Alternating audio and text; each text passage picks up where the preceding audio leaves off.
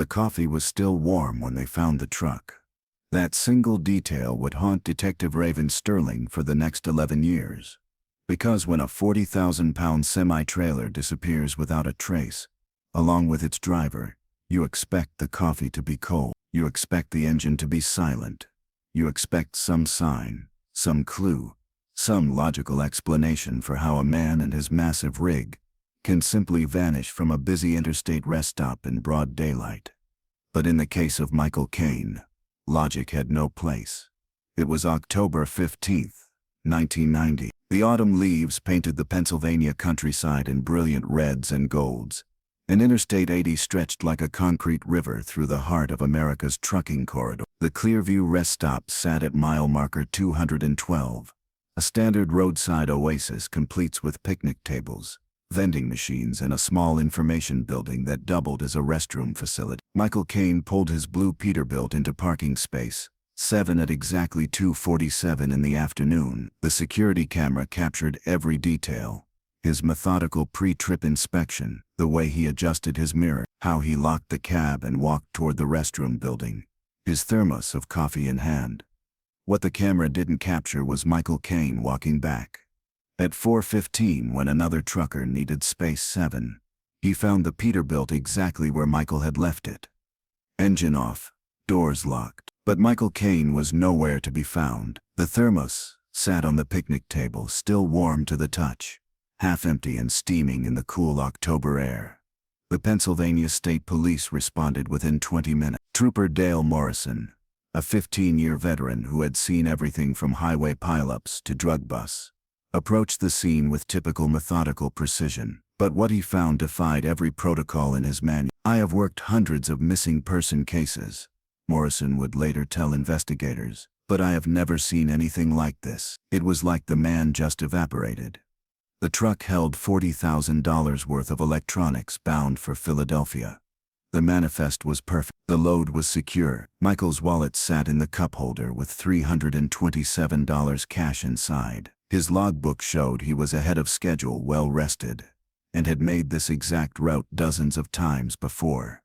But Michael Kane was gone. Detective Raven Sterling arrived at 6:30 that evening, as the sun painted long shadows across the rest stop. At 34, she was the youngest detective in the Pennsylvania State Police Major Case Unit.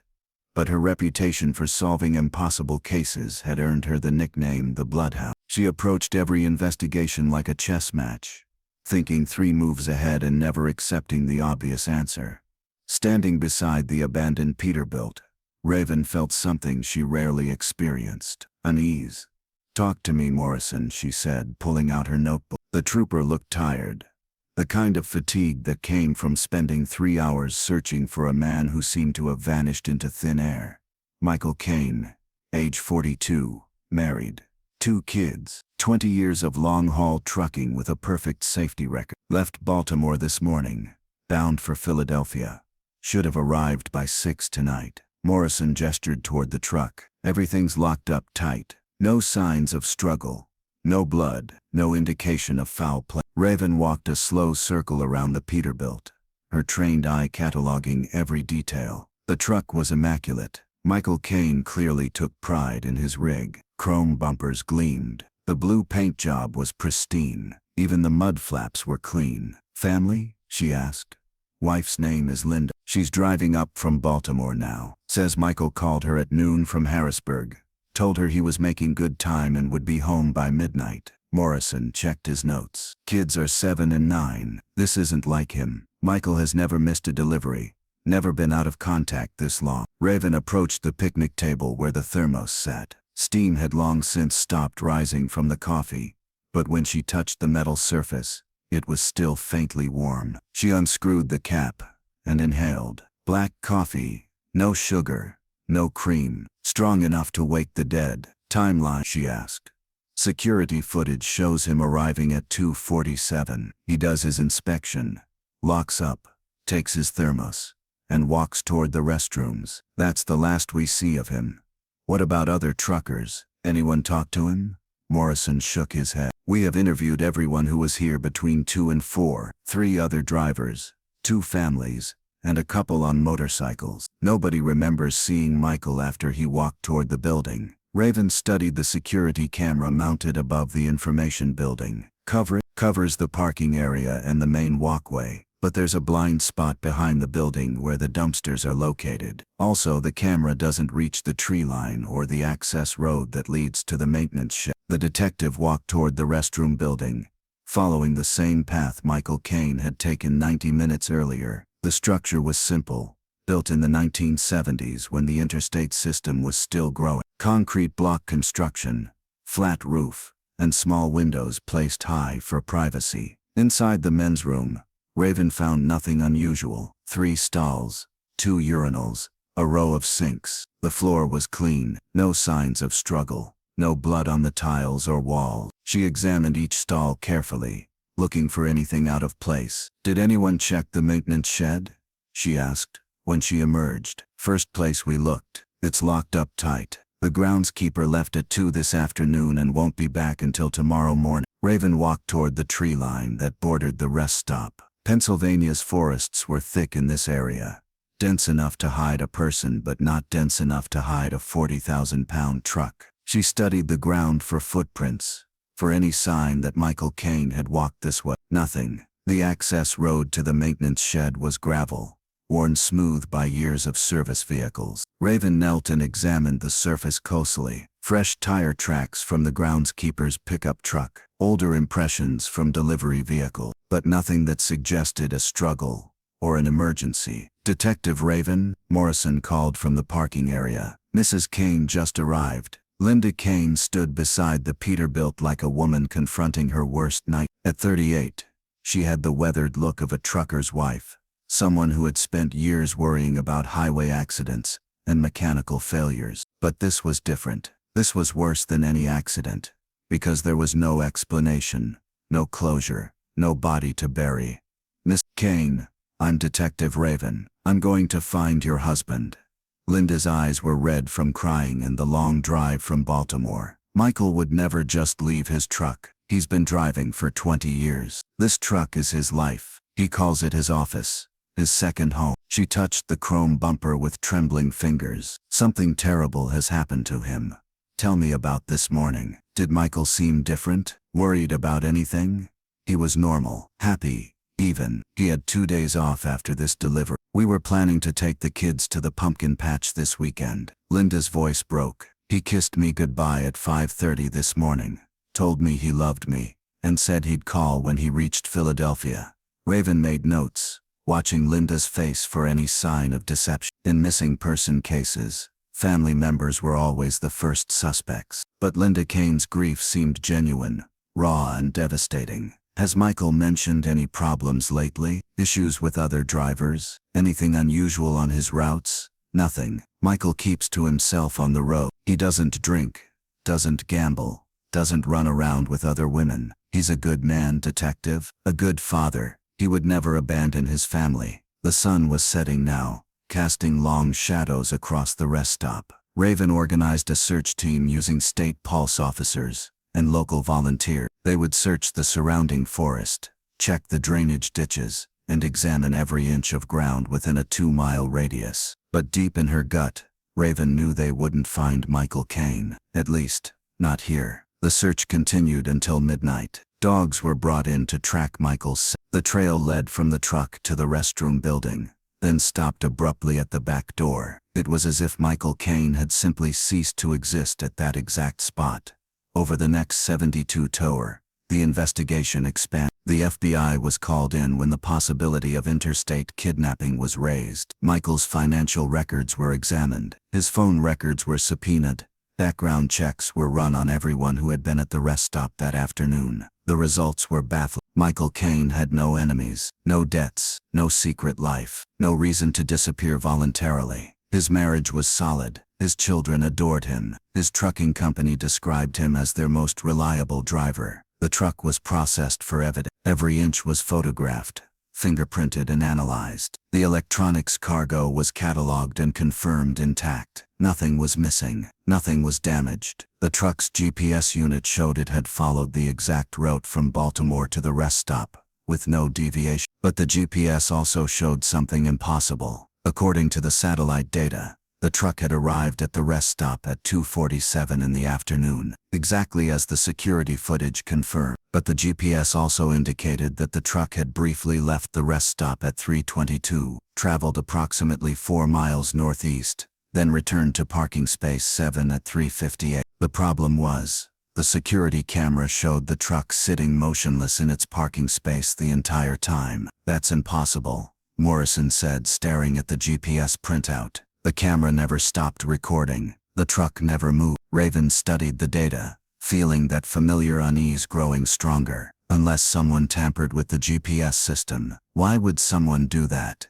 To hide where they really took the truck. Raven traced the road on a map. 4 miles northeast led to an area of state forest, with dozens of logging roads and abandoned mining sites. What if someone drove the truck there, then brought it back? But the camera shows continuous footage of a truck that never moved. But what if it wasn't the same truck? Morrison stared at her. "You are suggesting someone swapped identical trucks." "I'm suggesting that 40,000-pound vehicles don't just vanish into thin air, and truck drivers with perfect records don't abandon their families without a reason." Raven folded the map. "We are missing something big." The investigation continued for 3 months. Every lead was followed, every theory was explored. But as winter settled over Pennsylvania, the case of Michael Kane grew cold. The truck was eventually released to the freight company. The cargo was delivered to Philadelphia 6 weeks late. Linda Kane returned to Baltimore with her children, trying to rebuild a life shattered by questions that had no answers. But Detective Raven Sterling never forgot the case. In quiet moments she would pull out the file and study the photographs, the pristine truck, the warm thermos of coffee, the GPS data that made no sense. Michael Kane had become her white whale, the one case that proved impossible to solve. Years passed. Raven was promoted to lieutenant, then captain. She worked hundreds of other cases, solved dozens of murders, closed cold cases that had stumped other detectives for decades. But Michael Kane remained a ghost in her files, a reminder that sometimes people really do vanish without a trace. Until March 15, 2001. Exactly 11 years after Michael Kane disappeared. The call came at 7:30 in the morning. Raven was reviewing case files when her phone rang. "Captain Raven, this is Trooper Williams with the Highway Maintenance Division. We have got something here you need to see." "What kind of something?" "We are doing road work on Interstate 80, mile marker 208, about 4 miles from the Clearview rest stop." The crew was clearing trees for a shoulder expansion when they found Williams' paused. "Captain, you are not going to believe this." Raven felt her pulse quicken. "Found what, Trooper?" "Trucks, Captain. We found trucks, buried in the forest. Multiple trucks." The drive to mile marker 208 took Raven 37 minutes. She spent every mile remembering the details of the Michael Kane case, the evidence that never made sense, the GPS data that told impossible stories. The highway maintenance crew had cordoned off an area of forest, approximately 200 yards from the interstate. Orange cones marked the perimeter, and state police vehicles were arriving every few minutes. Trooper Williams met Raven at the tree line. He was young, maybe 25, with the kind of pale complexion that came from seeing something that challenged everything you thought you knew about the world. "Show me," Raven said. They walked into the forest following yellow tape that marked a path through the undergrowth. The trees were thick here, old-growth pine and oak, that had stood for decades. Sunlight filtered through the canopy in scattered beams, creating a cathedral-like atmosphere. After 50 yards, Williams stopped and pointed. "There," he said. Raven looked and felt her world tilt sideways, partially buried under years of accumulated leaves and debris. The chrome bumper of a truck caught the morning sunlight. Blue paint was visible beneath the organic camouflage, and Raven could make out the distinctive shape of a Peterbilt cab. But that wasn't the shocking part. The shocking part was that it wasn't alone. 3 more trucks were visible in the immediate area, all buried at different depths, all positioned as if they had been carefully placed, rather than dumped. Raven counted at least 7 distinct burial sites within a 100-yard radius. "Jesus Christ," she whispered. "Captain," Williams said, his voice tight with tension, "we ran a preliminary check on the closest truck. The license plate matches a vehicle reported stolen in 1988. The driver was named Robert Martinez. He disappeared from a truck stop in Ohio. Case was never solved. Raven approached the blue Peterbilt, her heart hammering against her ribs. Even buried under years of forest debris, she recognized the immaculate condition of the truck, the chrome bumpers, the pristine paint job, the same attention to detail that had characterized Michael Kane's rig. "Has anyone opened the cabs?" she asked. "We are waiting for the coroner and the crime scene unit." But Captain Williams swallowed hard. "We can see inside the blue truck. The driver's side window is partially open." Raven didn't want to look. In 30 years of police work, she had learned to trust her instincts, and every instinct screamed that what was inside that cab would change everything. But she looked anyway. Through the gap in the window, she could see the skeletal remains of a human figure still wearing a flannel shirt and a trucker's cap. The bones were clean, picked bare by time and forest scavenger, but wrapped around the skeleton's wrist was a watch that Raven recognized from crime scene photographs taken 11 years earlier. A Timex with a broken band that Michael Kane had worn every day for 15 years. Raven stumbled backward, her mind reeling. Michael Kane was dead, had been dead for 11 years, but that raised a terrifying question that threatened to unravel everything she thought she knew about his disappearance. If Michael Kane had been dead and buried in this forest graveyard since 1990, then who had been driving his truck back and forth from the rest stop that October afternoon? And more importantly, who had been meticulous enough to create a truck graveyard containing what appeared to be dozens of missing drivers, all buried with their rigs in a forest that no one ever searched? Raven pulled out her phone and dialed the major case unit. "This is Captain Raven. I need every available detective, the full crime scene unit, and the state coroner. We have got multiple homicides, and what appears to be the largest truck driver's serial killing site in American history." As she hung up, Raven stared at the forest around her with new eyes. Somewhere in these woods lay the answers to questions that had haunted her for 11 years, but she was beginning to suspect that those answers would lead to more questions. Darker questions, about a killer who had been operating for decades without anyone noticing. A killer who understood trucks, truck drivers, and the intricate network of America's highway system well enough to make experienced drivers disappear without a trace. A killer who was still out there. The investigation was about to begin in earnest, and Raven knew that what they found in this buried truck graveyard would rewrite everything law enforcement thought they knew about highway serial killer. But first, she had to call Linda Kane and tell her that after 11 years of hoping, her husband was finally coming home. The forest held its secrets in silence, but Raven could feel them stirring beneath the surface, ready to emerge into the light after more than a decade of darkness. Michael Kane had been found. Now it was time to find his killer. The coroner arrived at dawn, and with him came the grim reality of what lay buried beneath decades of Pennsylvania forest floor. Edmund Reeves had been examining death scenes for 28 years, but even he paused when confronted with the truck graveyard that stretched deeper into the woods than anyone had initially realized. What the highway crew had discovered wasn't just a few buried vehicles. It was a methodically organized cemetery of 18-wheelers, each one containing the skeletal remains of its driver. "Captain Raven," Dr. Reeves called from beside the blue Peterbilt. "We need to discuss what we are dealing with here." Raven approached, her notebook already filled with preliminary observations. The crime scene had been secured, photographed and gridded into systematic search zones, but with each passing hour, the scope of the discovery grew more horrifying. "How many?" she asked. "So far, we have confirmed 12 trucks, but ground-penetrating radar suggests there could be as many as 23 burial sites scattered throughout this area." Reeves gestured toward the forest. "Captain, this isn't random. Someone spent years, maybe decades, carefully placing these vehicles. The burial depths vary, suggesting they were interred over an extended period." Raven studied the organized layout of the graveyard. The trucks weren't dumped haphazardly. They were positioned in rough rows, like a parking lot for the... Each burial site was approximately 30 feet from the next, creating clear pathways between them. Timeline, based on decomposition rates and the condition of the vehicles, I'd estimate the earliest burials date back to the mid-1970s. The most recent appears to be Michael Kane in 1990. 11 years. The killer had stopped after Michael Kane, or at least stopped using this particular burial ground. Raven felt a chill that had nothing to do with the October morning air. Any patterns in cause of death? Dr. Reeves pulled back a tarp covering the remains from the first truck they had excavated. Blunt force trauma to the skull in every case we have examined so far. Single blow, delivered from behind. The killer was efficient, methodical. These men never saw it coming. Detective Ray Kowalski arrived as the sun broke through the forest canopy. At 45, he was Raven's most experienced investigator,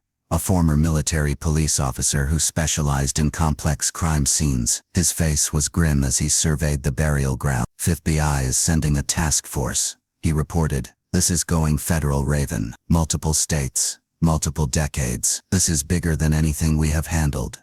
Raven nodded, but her focus remained on the immediate evidence. What do we know about the trucks? Kowalski consulted his tablet. License plates matched several different missing person cases, spanning from 1976 to 1990. Drivers from Pennsylvania, Ohio, West Virginia, Maryland, and Virginia, all long-haul truckers, all disappeared from truck stops or rest areas along major interstate corridors. And nobody connected them. Different jurisdictions, different time periods. Some cases went cold immediately. Others had family members insisting foul play, but without bodies or evidence. Most were classified as voluntary disappearances. Kowalski's voice carried the weight of institutional failure. The killer chose his victims carefully. Isolated drivers, men who might be missing for days before anyone noticed. Raven walked to the newest excavation site where crime scene technicians were carefully removing decades of accumulated debris from around a red Kenworth. The truck's cab was pristine,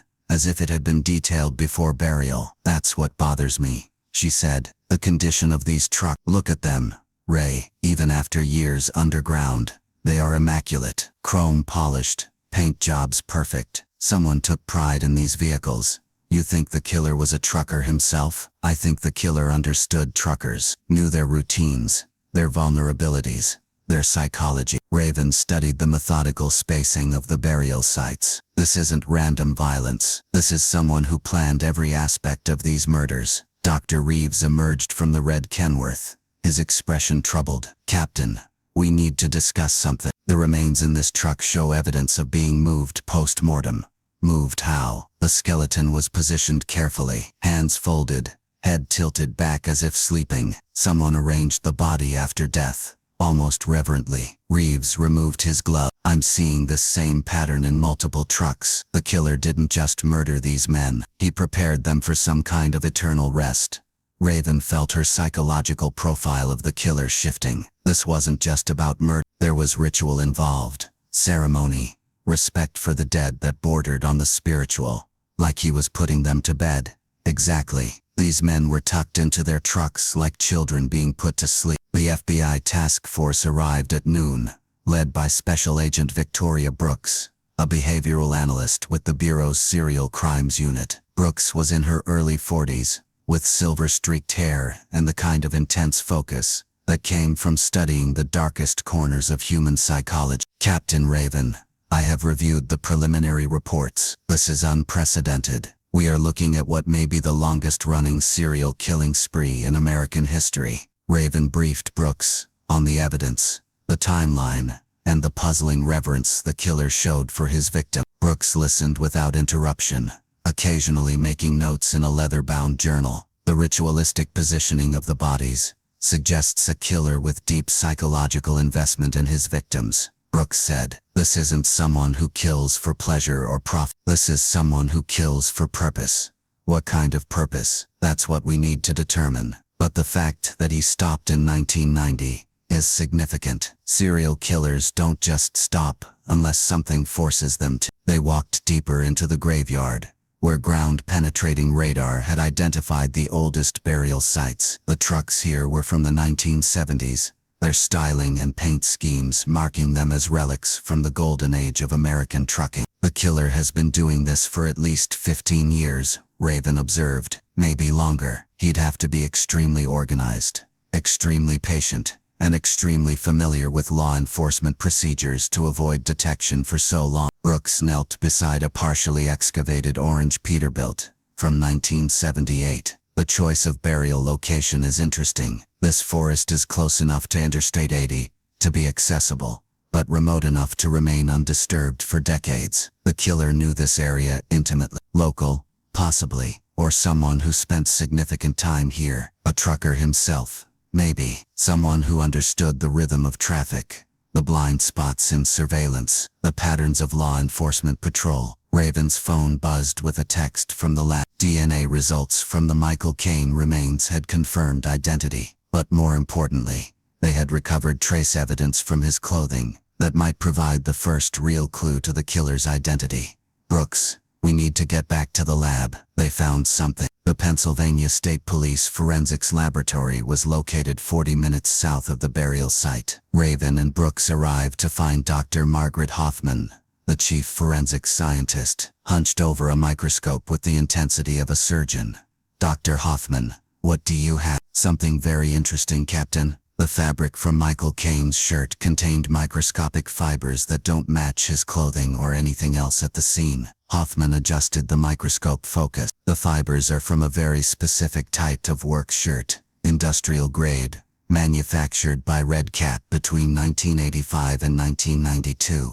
Narrow it down. The dye pattern and weave structure suggest these shirts were purchased in bulk, likely for a company uniform program. The fiber samples also contain traces of diesel fuel, motor oil, and something else. Hoffman paused dramatically. Crematory ash. Raven and Brooks exchanged glances. Crematory ash. Microscopic particles consistent with human cremation. Someone wearing this work shirt had recent contact with cremated human remains. Brooks leaned forward. A funeral director? Cemetery worker?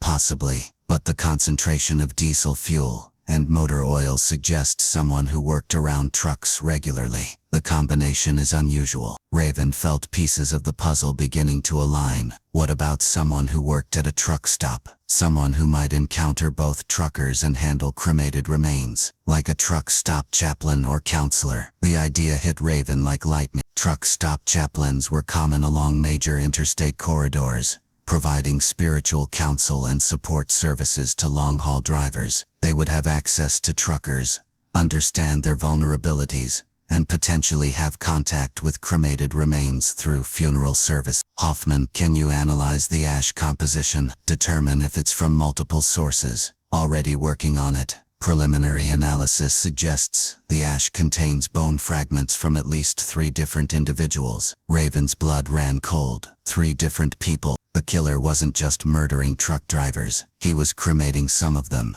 Brooks pulled out her phone. I'm calling the Bureau's database division. We need a comprehensive list of every truck stop chaplain, counselor, and support service worker who operated along Interstate 80 between 1975 and 1990. While Brooks made her calls, Raven studied crime scene photographs from the graveyard. The ritualistic positioning of the bodies, the reverent care taken with the trucks, the ceremonial aspect of the burials, it all pointed to someone with a twisted sense of spiritual duty. Hoffman, any other trace evidence? One more thing. We found traces of embalming fluid on Michael Kane's clothing, formaldehyde. Specifically, the killer had contact with embalmed bodies. The pieces were falling into place. Someone who worked with both truckers and dead bodies. Someone who understood the interstate highway system intimately. Someone who had access to crematory facilities and embalming chemicals. Brooks returned with preliminary information from the FBI database. We have identified 17 individuals who worked in truck stop ministry or support services along Interstate 80 during the relevant time period, but only one who also had connections to funeral services. Who? Father Thomas Carver, ordained minister, who operated a mobile chaplaincy service from 1974 to 1991. He traveled between truck stops providing counseling, spiritual guidance, and funeral services for deceased drivers. Raven felt the familiar surge of investigative excitement. Where is he now? That's the problem. Father Carver disappeared in December 1990. 2 months after Michael Kane vanished. His mobile chaplaincy unit was found abandoned at a truck stop in Ohio. He hasn't been seen since. The timeline was perfect. The killer's last victim was Michael Kane in October 1990. Father Carver disappeared 2 months later. Either the killer had claimed one final victim, or something had happened to force him into hiding. Do we have background on Carver? Brooks consulted her notes. Born 1942 in rural Pennsylvania. Ordained in 1968. Worked traditional parish ministry until 1974, when he began his truck stop mission. Unmarried. No family. His church described him as deeply committed to helping isolated and troubled drivers. Any red flags? His ordination was somewhat irregular. He was ordained by a small independent church rather than a major denomination. His theological training was minimal, and there were complaints from some truckers about his counseling methods being overly intrusive. Raven studied the photograph of Father Thomas Carver from his ministry identification card. He was a thin man with intense eyes and prematurely gray hair. His smile looked forced, artificial. There was something unsettling about his expression. A coldness that seemed at odds with his chosen profession. What kind of complaints? Truckers reported that Carver would ask detailed questions about their families, their routes, their personal problems. Some felt he was gathering information for purposes other than spiritual counseling. The behavioral pattern was classic predator methodology. Gain trust, gather intelligence, identify vulnerability, then strike. But the spiritual component added a disturbing dimension to the killer's psychology. Brooks, I think Father Carver was using his ministry as a hunting ground. He identified isolated, vulnerable drivers, gained their trust, then lured them to locations where he could kill them. But why bury them with their trucks? Why the rich? Raven stared at the crime scene photographs, trying to understand the killer's twisted logic. Maybe he believed he was saving them. Truckers away from family, struggling with isolation and depression. In his mind, he was putting them to eternal rest, protecting them from the loneliness of the road. A mercy killer with a God complex. Exactly. He saw himself as their savior, not their murderer. Dr. Hoffman's voice interrupted their discussion. Captain, you need to see this. The ash analysis is complete. They gathered around Hoffman's computer screen, where microscopic images of crematory ash filled the monitor. The ash samples contained bone fragments from exactly 12 individuals, the same number of trucks we have excavated from the graveyard. Raven felt her blood turn to ice. He cremated all of them? Not quite. The bone fragments show evidence of being collected from different crematory sessions over several years. This ash was accumulated gradually, then sprinkled on Michael Kane's clothing. Like a blessing? Or a ritual. The killer was marking his final victim with the remains of all his previous kills. Brooks paced the laboratory, her mind working through the psychological implications. Carver saw Michael Kane as special somehow, the culmination of his mission. He literally blessed Kane with the ashes of every driver he had murdered. Raven pulled out her phone and dialed the major case unit. I need every available detective working Father Thomas Carver's background, church records, financial records, property ownership, vehicle registration, everything. Captain, Brooks said, if Carver disappeared in December 1990, he's either dead or he's been hiding for 11 years. Either way, finding him won't be easy. Then we will make it easy. Carver spent 16 years operating along interstate. He had to have a base of operations, somewhere he could store equipment, dispose of bodies and cremate remains. That kind of facility leaves traces. Raven's phone rang. Detective Kowalski's voice was tight with excitement. Raven, we found some property records show Father Thomas Carver owned a 40-acre plot of land 12 miles northeast of the burial site. The deed listed as a religious retreat and meditation center. What's on the property? According to county records, a chapel, a residence, and a crematorium, all built in 1975. Raven felt the case breaking open. Ray, get a warrant. Full search authorization for structures and grounds. I want crime scene units, excavation equipment, and the bomb squad in case he left any surprises. Raven Kowalski's voice dropped. There's something else. The property is still owned by Carver. Tax records show it's been maintained by an estate management company since 1991. Someone's been taking care of it. For 11 years, like they are waiting for him to come back. Raven and Brooks exchanged glances. If Father Carver was still alive, if he had been hiding for 11 years, then the investigation was about to take a dangerous turn. Ray approached with extreme caution. If Carver is alive and he's been maintaining that property, he's had 11 years to prepare for discovery. Assume the site is defended. Copy that. ETA 20 minutes. Raven hung up and turned to Brooks. What are the chances Carver is still alive? Serial killers who stop abruptly usually do so for one of three reasons. They die, they are incarcerated for another crime, or they are forced to relocate due to investigative pressure, or they are planning something bigger. The drive to Carver's property took them through increasingly rural terrain, past abandoned farms and overgrown fields. The land here was cheap, isolated, perfect for someone who wanted to operate without neighbors or oversight. They found the access road hidden behind a grove of pine trees, marked only by a small wooden sign reading Sacred Rest Ministry. The gravel drive wound through dense forest for nearly a mile, before opening into a clearing dominated by three structures. The chapel was small but well maintained, its white walls gleaming in the afternoon sun. The residence sat 50 yards away, a modest two-story house, with covered porches and multiple outbuildings. But it was the third structure that commanded attention. The crematory was built into a hillside, its brick chimney reaching toward the sky like an accusing finger. Even from a distance, Raven could see that the facility was substantial, designed for regular use rather than occasional ceremonies. Jesus, Brooks whispered, this isn't a ministry, it's a death factory. The tactical team had already secured the perimeter. No signs of life, no vehicles, no indication that anyone had been on the property recently. But Raven noticed details that suggested recent maintenance. The grass was cut, the buildings were painted, and there were no signs of abandonment or decay. Someone's been caring for this place, she observed.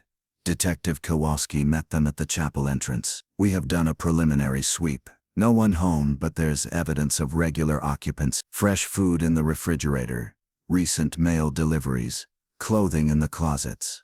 Carver, that's what we need to determine. But Raven, you need to see what's inside the chapel. They entered through heavy wooden doors into a sanctuary that defied every expectation. The walls were covered with photographs, hundreds of them, arranged in neat rows like a gallery of the dead.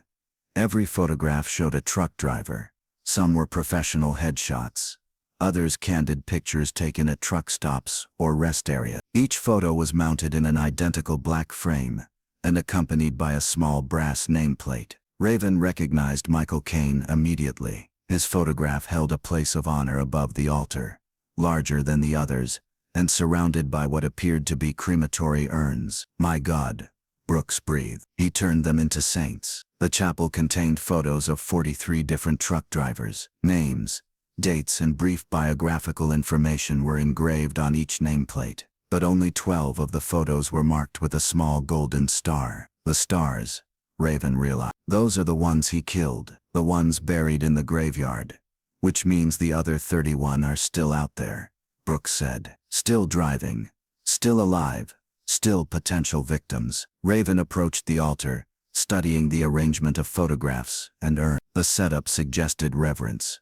worship, obsession. Father Carver hadn't just been killing truck drivers. He had been collecting them, cataloging them, turning them into objects of veneration. Kowalski, what's in the residence? Living quarters, but strange ones. Multiple bedrooms, all identical, all set up like they are waiting for occupants. It's like he was expecting guests. Raven felt unease growing in her chest. Show me. The residence was even more disturbing than the chapel. 8 bedrooms, each furnished identically with a single bed, a small dresser, and a nightstand. On each nightstand sat a framed photograph of a truck driver. He was building something, Raven said. Some kind of compound or retreat. Brooks examined the photograph. These matched some of the drivers from the chapel, the ones without stars. Living victims, or intended victims. Raven, I think Carver was planning to expand his operation. The burial ground was just the beginning. Raven's phone buzzed with an urgent text from Dr. Hoffman at the lab. Emergency. Call immediately. Hoffman, what do you have? Captain, we have been analyzing the crematory ash samples.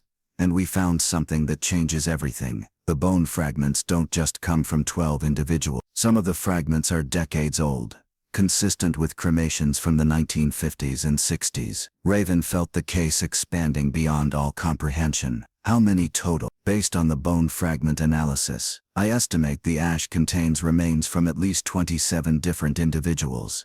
27. Raven's voice cracked. That means Carver was killing people long before he started his truck stop ministry. Captain, some of the older bone fragments show evidence of trauma consistent with vehicle accidents. I think Carver was collecting crematory ash from legitimate accident victims and mixing it with his murder victims. Raven stared at the bizarre bedroom shrine.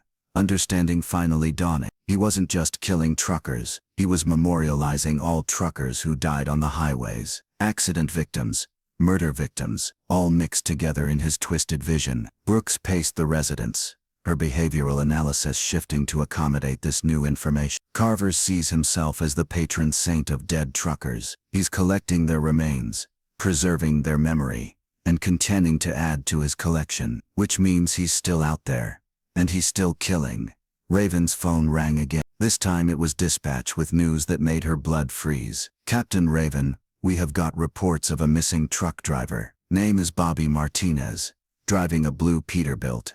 Last seen at the Clearview rest stop this morning at approximately 2:47. The exact same time Michael Kane had arrived 11 years earlier. Get units to the rest stop immediately. Full tactical response. And Brooks. Raven turned to the FBI agent. Father Carver isn't hiding, he's hunting. The investigation had just become a race against time. The coffee was still warm when they arrived at the Clearview rest stop. Detective Captain Raven Sterling felt history repeating itself as she stared at the blue Peterbilt parked in Space 7, exactly where Michael Kane's truck had sat 11 years earlier. But this time, she wasn't walking into a mystery, she was walking into a trap. Bobby Martinez had vanished at 2:47 p.m., precisely the same time Michael Kane had disappeared in 1990. The thermos on the picnic table was still steaming, the driver's door was locked, and somewhere in the Pennsylvania wilderness, Father Thomas Carver was preparing to claim his latest victim. FBI agent Victoria Brooks coordinated the tactical response from a command vehicle positioned at the rest stop entrance. State police units blocked every access road within a 10-mile radius. Helicopters circled overhead with thermal imaging equipment, but Raven knew they were already too late. Carver had been planning this moment for 11 years. Captain, Detective Ray Kowalski approached with Bobby Martinez's wife on the phone. Mrs. Martinez says Bobby called her 20 minutes before he disappeared. He mentioned seeing a chaplain at the rest stop, someone offering spiritual counseling to truckers. Raven's blood ran cold. Carver's here. He's been watching, waiting for the right moment to resume his mission. Brooks joined them, her expression grim. Thermal imaging shows no heat signatures in the immediate forest area. But there's a problem. We found fresh tire tracks leading away from the maintenance shed access road. Tracks from what?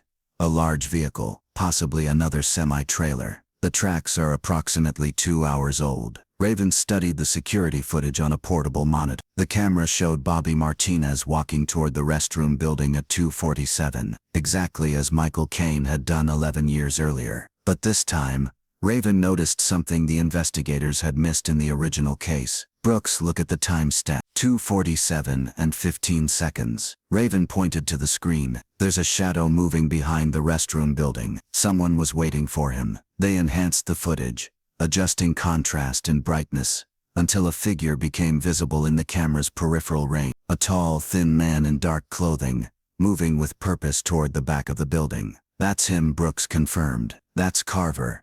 Raven's phone rang. Dr. Hoffman from the forensics lab. Captain, urgent update on the Carver property search. We found tunnels, underground passages connecting all 3 buildings. But more importantly, we found a 4th structure hidden in the basement of the crematory. It's some kind of preparation room. Raven felt her pulse accelerate. Preparation for what? The room contained surgical equipment, embalming supplies, and detailed anatomical charts. Captain, Carver wasn't just killing these drivers, he was preserving them. The pieces clicked into place with horrifying clarity. The bodies in the you said they were positioned reverently, like they were sleeping. Exactly. Carver was embalming his victims before burial. That's why the remains were so well preserved after decades underground. Raven hung up and turned to Brooks. He's not taking Bobby Martinez to the forest graveyard. He's taking him somewhere he can work on him first. The property is 12 miles away. Even with a head start, we can intercept him. But Raven shook her head. Carver's been planning this for 11 years. He wouldn't use the same location twice. He's got another facility, somewhere we haven't found yet. Detective Kowalski approached with new information from the property search team. Raven, we found something in Carver's residence. A journal, dating back to 1974. It's all here. Every murder,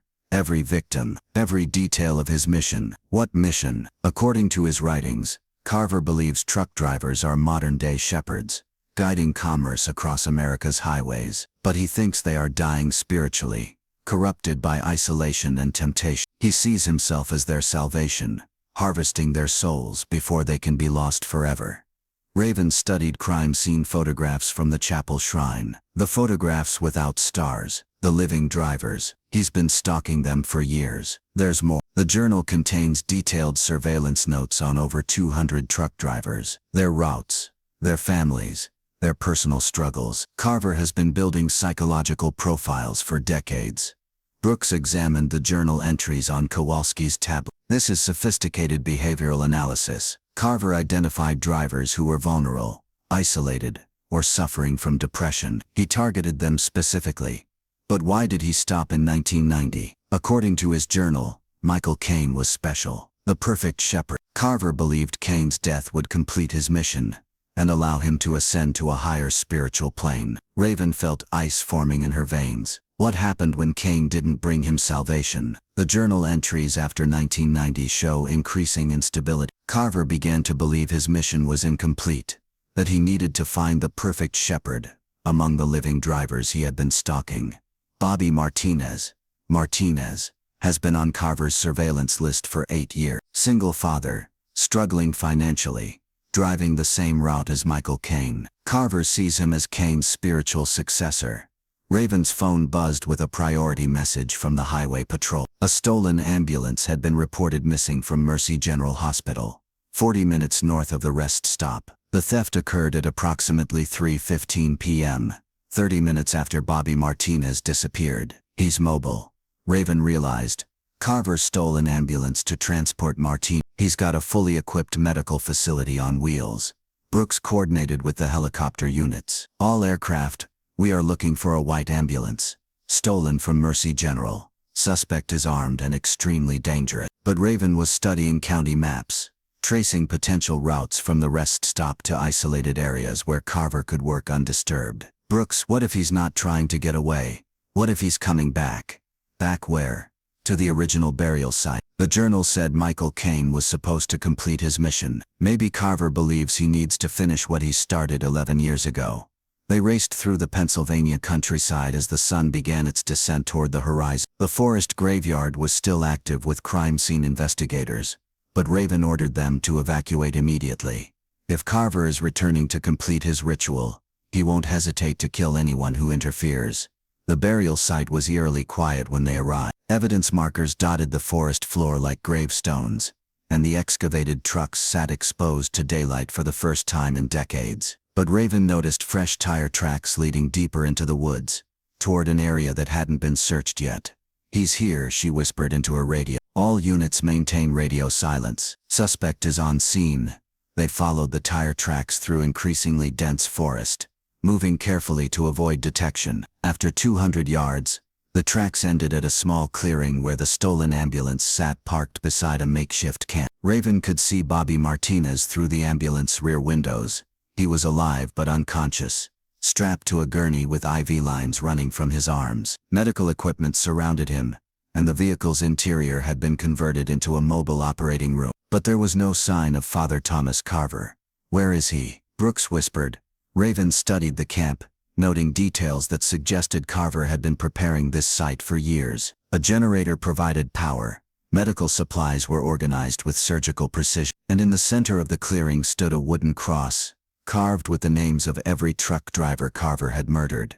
He's waiting for us, Raven realized. This whole thing is orchestrated. The disappearance, the ambulance theft, leading us here. He wants an audience for his final act. A voice echoed through the forest, amplified by a portable speaker system, hidden in the trees. Detective Raven, Agent Brooks. Welcome to my sanctuary. Raven drew her weapon, scanning the tree line for movement. Father Carver, release Bobby Martinez immediately. I cannot do that, Detective. Mr. Martinez is very close to salvation. To interfere now would condemn his soul to eternal wandering.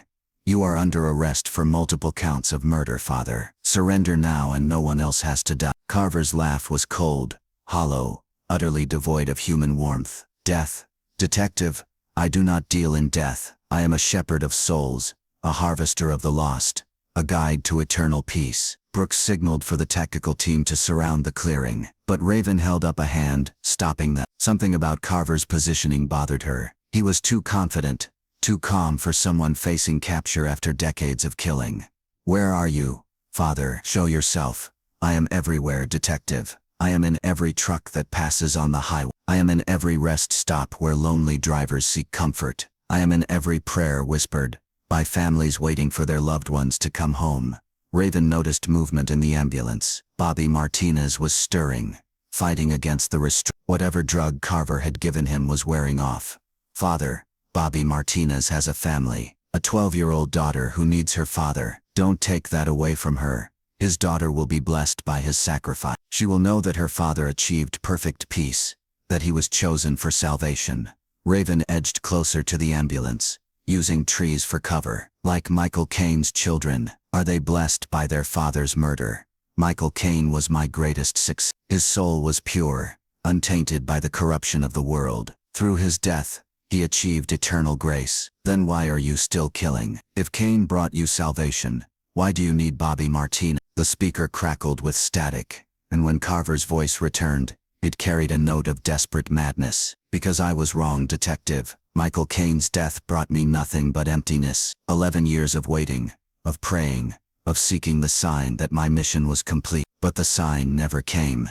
Raven reached the ambulance and carefully opened the rear doors. Bobby Martinez looked at her with confused, frightened eyes. She pressed a finger to her lips, then began working on his restraints. So you decided to start killing again.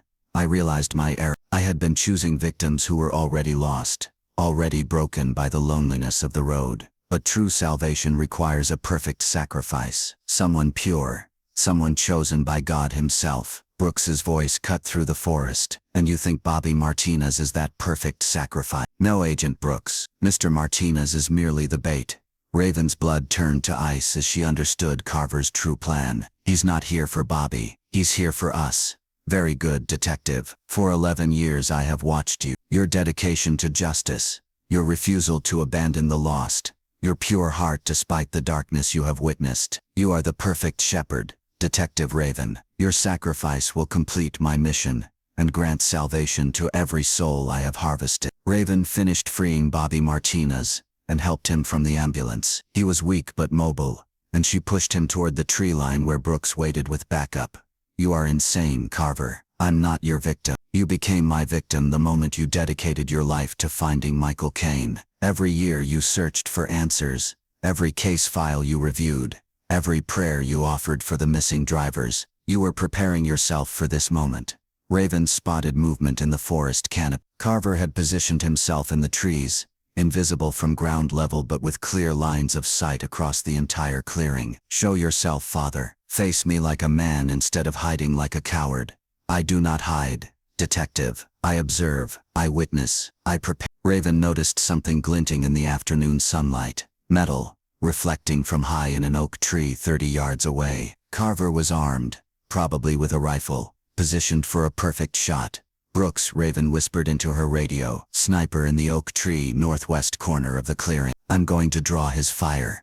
Raven, don't. But Raven was already moving, sprinting across the open ground toward the wooden cross in the center of the clearing. Carver's shot rang out immediately, the bullet splintering bark inches from her head. There is no escape, Detective. This forest is my cathedral, and you are my chosen sacrifice. Raven dove behind the cross using the carved wood for cover. She could see Carver now, perched in the oak tree like some predatory bird, rifle trained on her position. Your mission is over, Father. We found your graveyard. We know about all your victims. You are finished.